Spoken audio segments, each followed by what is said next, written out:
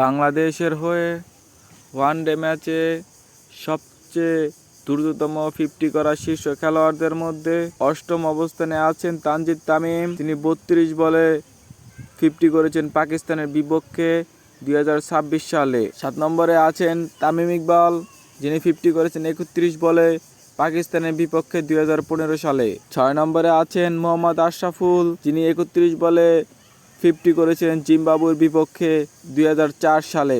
5 নম্বরে আছে সৌম্য সরকার, যিনি 27 বলে 50 করেছেন ওয়েস্ট ইন্ডিজের বিপক্ষে 2019 সালে।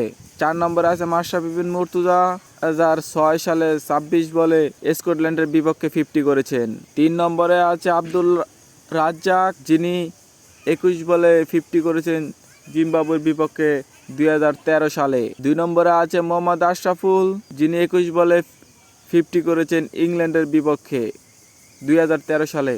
1 নম্বরে আছে মোসাদ্দেক হোসেন, যিনি 20 বলে 50 করেছেন ওয়েস্ট ইন্ডিজের বিপক্ষে 2019 সালে। আপনার দেখা এই সকল খেলোয়াড়ের মধ্যে কোন খেলোয়াড় সবচেয়ে বেশি প্রিয় সেটি আপনি কমেন্টে জানাতে পারেন।